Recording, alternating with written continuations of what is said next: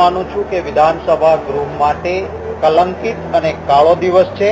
અને કલંકિત અને કાળો દિવસ ભારતીય જનતા પાર્ટીની સરકાર અને ભાજપના ધારાસભ્યોના કારણે થયો છે। દેશની લોકસભા એ આ કેમેરા માટે ખુલ્લી હોય છે, આખો દેશ જોઈ શકે છે। આપણા દેશની દરેક વિધાનસભામાં કા લાઈવ કવરેજ અથવા કેમેરાની આંખો વિધાનસભાનું કવરેજ કરી શકે છે। ગુજરાત એક જાણે લોકશાહી નહીં સરમુખત્યારશાહી હોય એમ એક પણ વિડીયો કેમેરો વિધાનસભાની અંદર જઈ ના શકે, તમારા કેમેરા જોઈ ના શકે, આવી સરમુખત્યારશાહી એટલા માટે રાખી છે કે અંદર પાપ કરવાનું અને જનતાની પાસે ખોટું બોલવાનું। અમે આખો વિડીયો જે સીસીટીવી કેમેરા છે એ સીસીટીવી કેમેરા ઉપરથી જે આવે છે એનું રેકોર્ડિંગ કર્યું છે। જે મંત્રી શ્રી ભાજપના બહેનને ઈજા થઈ એમ કહે છે, આખા સીસીટીવીના કવરેજમાં બળદેવજી ઠાકોર એમને ટચ કરે કે નજીક જઈને કંઈ કર્યું હોય એવો એક પણ સીન આખા પહેલામાં નથી। ઉપર પ્રેસની ગેલેરીમાં પ્રેસ અને મીડિયાના મિત્રો બેઠા હતા, એ બહેનને કોઈએ હાથ પણ અડાડ્યો હોય એવું નથી। બની ઘટના કેવી રીતે? ભાઈ પરેશભાઈ ધાનાણી એક પાટીદાર યુવાન તરીકે ખેડૂતોની વ્યથા રજૂ કરતા હતા અને પાટીદાર યુવાન ખેડૂતોની વ્યથા રજૂ કરે ગૃહમાં, એનો જવાબ આપવાના બદલે અવળા રસ્તે ગાડી જતી હતી અને એ જ સમયે જ્યારે ખેડૂતોના પ્રશ્નોની વાત પરેશભાઈ કરતા હતા ત્યારે ભાજપના બે ધારાસભ્યશ્રીઓ પ્રફુલભાઈ પાનસુરિયા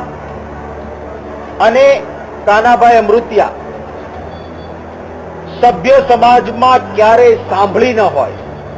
સભ્ય માણસ બોલે નહીં એ પ્રકારની બેફામ ગાળો એમણે ચાલુ કરી। પરેશભાઈ એમના પાસે વિધાનસભાના પ્રશ્નમાં જ આવેલો જવાબ બતાવવા ગયા કે આ જવાબ હતો ભાઈ, તમે ખોટું કેમ બોલો છો? એ સમયે પરેશભાઈ ઉપર ભાજપના ધારાસભ્યો અને મંત્રીઓએ હુમલો કરવાની તૈયારી કરી। બળદેવજી ઠાકોર જે સામાન્ય રીતે ક્યારેય અસભ્ય વર્તન ના કરે, એમને બેફામ રીતે ગાળો બોલ્યા પછી એમના પર હુમલો થયો, એમના પગમાં ઈજાઓ થઈ, ગળું દબાવીને મારવાની કોશિશ થાય, કોંગ્રેસના ધારાસભ્યો એમને છોડાવે અને પછી ચોરી ઉપર સીના ચોરે। હકીકત તો એ છે કે વિનાશ કાળે વિપરીત બુદ્ધિ, ભારતીય જનતા પાર્ટી હાર ભાળી ગઈ છે અને હાર જ્યારે નજર સમક્ષ દેખાય છે ત્યારે આ છેલ્લું એમનું બજેટ સત્ર એમની સરકારનું છે, એમાં કેન પ્રકારે કોંગ્રેસ ના જોઈએ કોઈ પણ રીતે, કારણ કે કોંગ્રેસ પ્રજાના પ્રશ્નો રજૂ કરે છે। પરેશ ધાનાણીને જોવે તો એમને હાર્દિક પટેલ દેખાય, બળદેવજી ઠાકોરને જોવે તો એમને અલ્પેશ ઠાકોર દેખાય અને અમારા એક પાટીદાર ધારાસભ્ય, એક ઠાકોર ધારાસભ્ય, આ બંનેને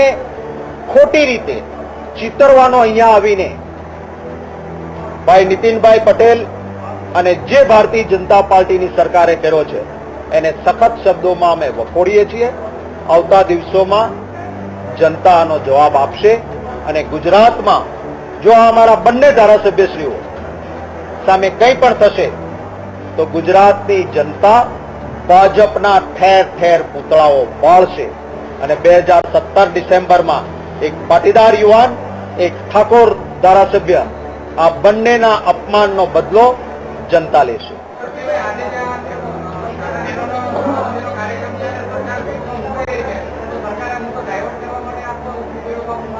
હું ચોક્કસ માનું છું વિધાનસભામાં મંત્રીએ કેમ જવાબ આપવા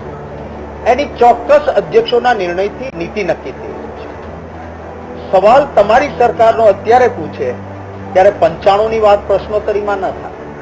પ્રશ્નોત્તરીમાં માંગેલો હોય એટલો ટૂંકો જ જવાબ મંત્રીએ આપવો, આવા સ્પષ્ટ આદેશો છે। સ્વર્ગસ્થ રાઘવજીભાઈ પટેલ, સ્વર્ગસ્થ નટવરલાલ શાહ સાહેબ જેવા અધ્યક્ષશ્રીઓ, પરંતુ આ સરકાર, આ મંત્રીઓ કોઈ પણ સંજોગોમાં ક્યારેય સ્વર્ગસ્થ રાઘવજીભાઈ દેવવા કે સ્વર્ગસ્થ નટવરલાલ શાહ સાહેબ જેવા સ્પીકરોએ આપેલા આદેશોનું પાલન નહીં કરી ગૃહની કાર્યવાહી ખોરવવાની, સાણંદ પર થયેલા હુમલાની ચર્ચા ન થાય, કોંગ્રેસના ધારાસભ્યો ભાજપનો ભ્રષ્ટાચાર ખુલ્લો ન પાડે,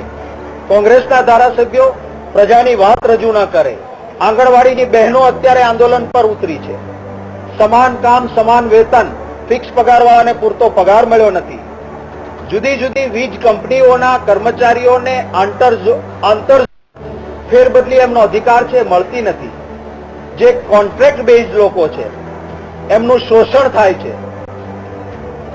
દિવ્યાંગ શિક્ષકોની તકલીફ છે, શિક્ષકોના અનેક પ્રશ્નો છે, ટાટ પાસ કરેલા બજારમાં રખડે છે, ખેડૂતોને દિવસે વીજળી મળતી નથી, વિસ્તારોમાં પીવાના પાણીની તકલીફ છે, રોગચાળો વધ્યો છે, સાંથણીની જમીન દલિતોને મળતી નથી, આદિવાસી મહિલા પર બળાત્કાર થાય એ બનાવો ગૃહમાં ન ચર્ચાય, એટલા માટે જ સરકાર જ વિધાનસભા ગૃહનું કાર્યવાહી ખોરવે છે.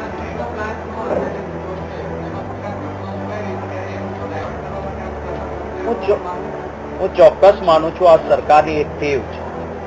કે ન્યૂઝમાં એમના વિરુદ્ધની આઇટમને દબાવવા માટે, જેમ કે કોંગ્રેસની આ વાઇબ્રન્ટ ભાજપી બળાત્કાર વિરુદ્ધની રેલી નીકળવાની હોય તો ક્યાંક બોમ્બ મુકાઈ જાય,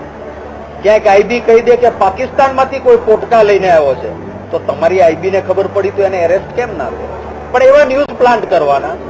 કે એમની વિરુદ્ધના સમાચાર દબાઈ જાય અને ટીવી ને બીજા માધ્યમોમાં બીજા સમાચાર ચાલે. ભાઈ અલ્પેશ ઠાકોર, યુવાનોને રોજગારી ગુજરાતમાં નથી મળતી, કંપનીઓ માટે ગુજરાત લૂંટાવે છે અને ગુજરાતનો યુવાન બેકાર છે, એની જે રેલી કાઢે એ સમાચારને દબાવવા માટે વિધાનસભામાં એક પાટીદાર યુવાન, એક ઠાકોર મુરબ્બી ઉપર હુમલા કરાવીને ન્યૂઝ સ્પેસ રોકવા માટેનો આ પ્રયત્ન છે.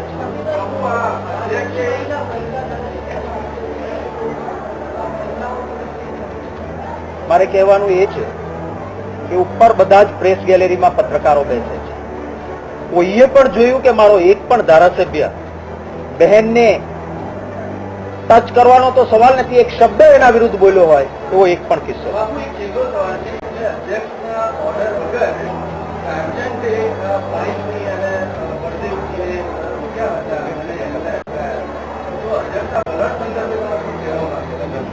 વિધાનસભા ગૃહમાં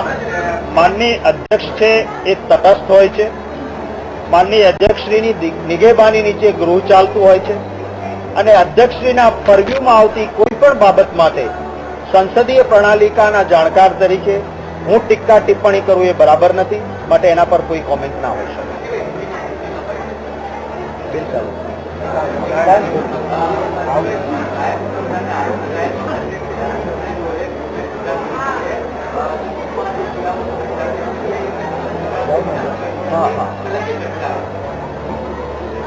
विधानसभा में आज भारतीय जनता पार्टी ने डेमोक्रेसी की परंपरा को कलंकित किया है. मेरे विधायक परेश दानानी